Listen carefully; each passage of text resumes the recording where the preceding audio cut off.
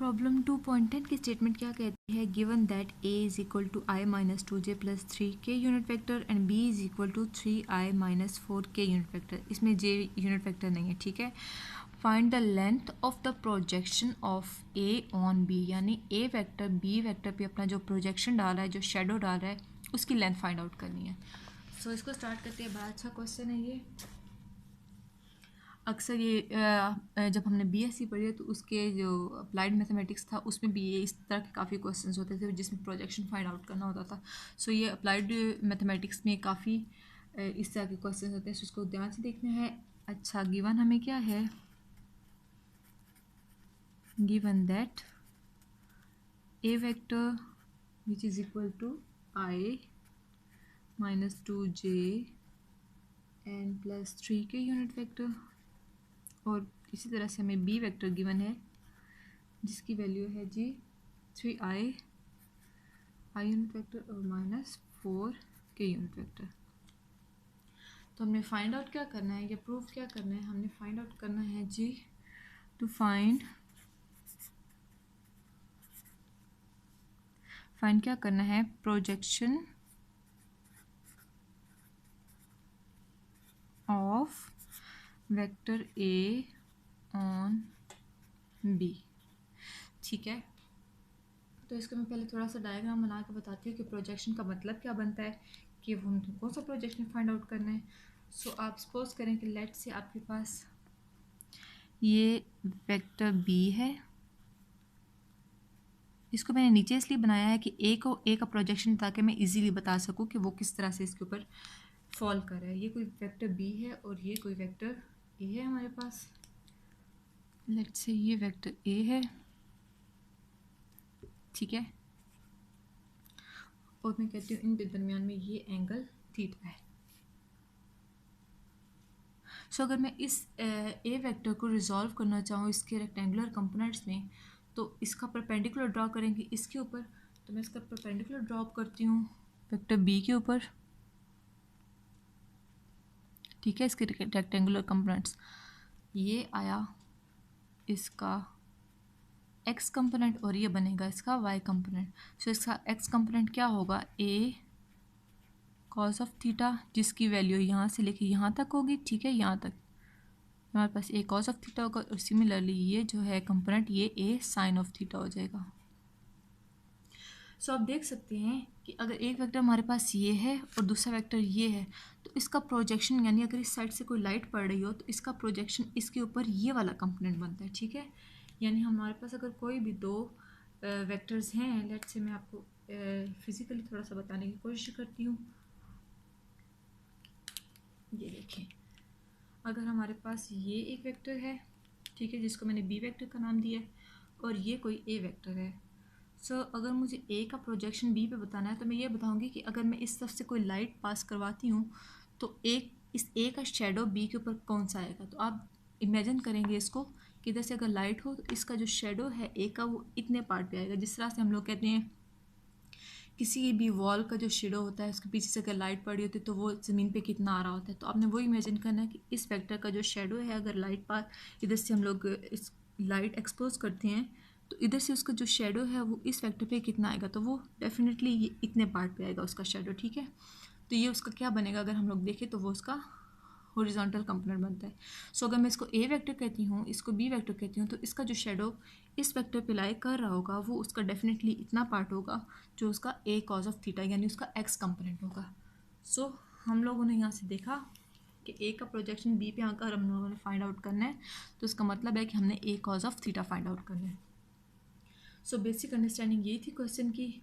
उसके बाद तो ईजी है, यानी आपको समझ आ गई कि अच्छा हमने बेसिकली फाइंड आउट क्या करना है, A cos of theta find out करना है।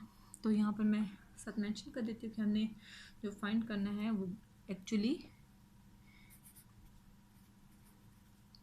ए कॉस ऑफ थीटा है, ठीक है। अब सिंपल हो गया, उसके लिए हम लोग सोल्यूशन लिखते हैं। इसका सेकंड कलर से लिखती हूँ ताकि थोड़ा क्लियर हो जाए। चलें जी, सोल्यूशन आ गया। अब इसका सोल्यूशन अब फाइंड आउट करने के लिए हमें पता है कि कॉज ऑफ थीटा जो है वो किस किस्म के प्रोडक्ट में यूज़ होता है, तो हमें पता है डॉट प्रोडक्ट जब भी हम लोग करते हैं तो उसमें कॉज ऑफ थीटा जो है इन्वॉल्व होता है। सो मैं इसका डॉट प्रोडक्ट के लेती हूँ ए डॉट बी। इसकी डेफिनेशन क्या होती है? A magnitude, B magnitude and cos of theta. इसको अगर मैं रीअरेंज करूँ, रीअरेंज करके मेरे पास इसकी क्या वैल्यू बनेगी? A dot b is equal to B a cos of theta लिख सकती हूँ इसको, बिकॉज ये सिंपल मैग्नीट्यूड्स हैं, यानी कोई भी दो नंबर्स इनकी वैल्यू आएगी तो नंबर को लेट से 1 और 5 लिखा हुआ है, 1 मल्टीप्लाई बाय 5 या 5 मल्टीप्लाई बाय 1, उससे कोई फ़र्क नहीं पड़ता। सो यहाँ पर आप करेंगे since A B is equal to B A, यानी ए को बी से मल्टीप्लाई करें, सेम बात है कि अगर हम बी को ए से मल्टीप्लाई करें। तो इसको जस्ट रीअरेंज इस तरह से किया है। इस तरह से मैंने रीअरेंज क्यों किया है? ताकि मुझे ए कॉज ऑफ थीटा सेपरेट करना है इससे। सो अब ये टर्म मैं इधर रहने दूंगी, ये इधर जाके डिवाइड हो जाएगा, तो हमारे पास बनेगा ए कॉज ऑफ थीटा, यानी ये term this will be equal to, इसके नीचे ये डिवाइड होगा तो a dot b divided by b magnitude. ठीक है, ये सिंपल हो गया। अब हमने क्या करना है, मैं इसको इक्वेशन 1 कह के स्टॉप कर देती हूँ। आप चाहें तो डायरेक्ट यहाँ पे वैल्यूज़ भी पुट कर सकती हैं, बट मुझे वो थोड़ा कंजस्टेड लगता है, इस वजह से मैं इसका हमेशा ही कोशिश करती हूँ कि जो भी टर्म्स हों उनको पहले सेपरेट सॉल्व करके वापस मैं इक्वेशन में पुट करती हूँ, वो ज़रा अच्छा भी लगता है, खुला सा लगता है। सो अब मैं फाइंड आउट करूँगी, फाइंड ए डॉट बी की वैल्यू फाइंड करूँगी। A dot B this will be equal to A की वैल्यू है I unit vector minus 2j unit vector plus 3k unit vector, और डॉट बी की value क्या है?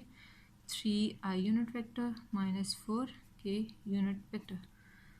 सो this will be equal to I का साथ multiplication की तो 3 1 ज़ा 3 माइनस जे का इधर कोई कंपोनेंट नहीं है, सो ये 0 हो जाएगा।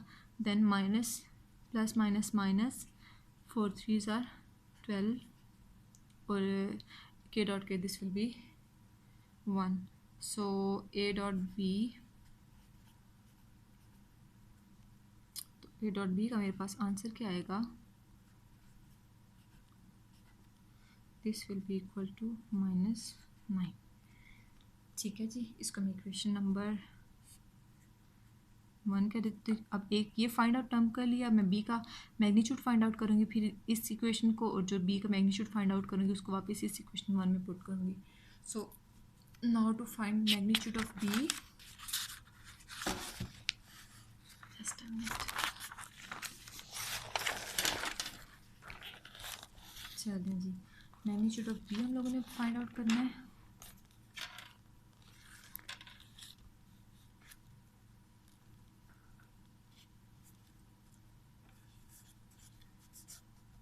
To find magnitude of b, यानी कि जो बी है उसको हम लोगों ने फाइंड आउट करना है। तो मुझे पता है बी का मैग्नीट्यूड हमेशा से क्या होता है, magnitude of b will be equal to b x square plus b y square plus b z square और ऊपर स्क्वायर रूट।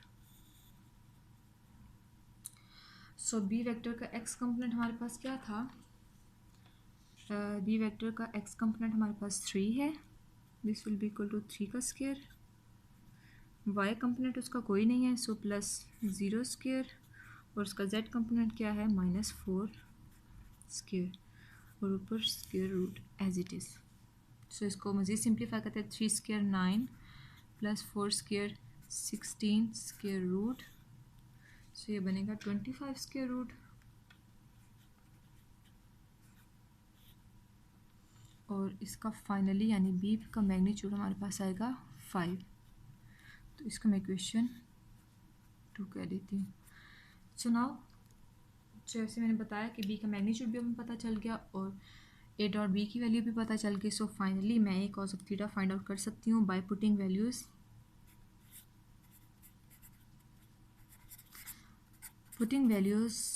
फ्रॉम इक्वेशंस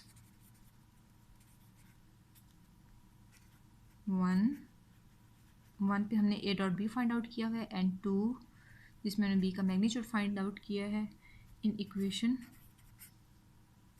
इस इक्वेशन में जिसको मैंने 1 कह के स्टॉप किया था 1। सो आप प्रीवियसली देख सकते हैं कि इक्वेशन 1 थी a cos of theta this is equal to a dot b. Just मैं इसको दोबारा लिख रही हूँ ताकि पता चल जाए कि मैं क्या वैल्यूज पुट कर रही हूँ। सो मेरे पास आई थी a डॉट बी की वैल्यू फ्रॉम इक्वेशन 1 -9 और b का मैग्नीट्यूड यानी ये जो वैल्यू भी फाइंड आउट किया ये था 5। सो a cos ऑफ थीटा इसकी वैल्यू मेरे पास आ गई -9/5। उन्होंने कहा है कि इसका सिंपली मैग्नीट्यूड बताना है या इसका जो प्रोजेक्शन हम लोग ने फाइंड आउट करना है, जो ऐसे प्रोजेक्शन था कि ये वेक्टर ए था और ये वेक्टर बी था, तो ये जो हमने प्रोजेक्शन फाइंड आउट करना है इसका मैग्नीट्यूड करना है। सो ये सिंपली एक नंबर ही बन रहा है या इसको आप कह सकते हैं मैग्नीट्यूड की फॉर्म में कि ये 9/5 इसकी वैल्यू है। माइनस लिखा है तब भी कोई फ़र्क नहीं पड़ता, या मैग्नीट्यूड की फॉर्म में टर्म्स में आप लिखना चाहें तो ये 9/5 इसका आंसर है। सो ये वो प्रोजेक्शन है ए का बी पे जो हमें फाइंड आउट करने के लिए कहा गया था। So here ends the problem.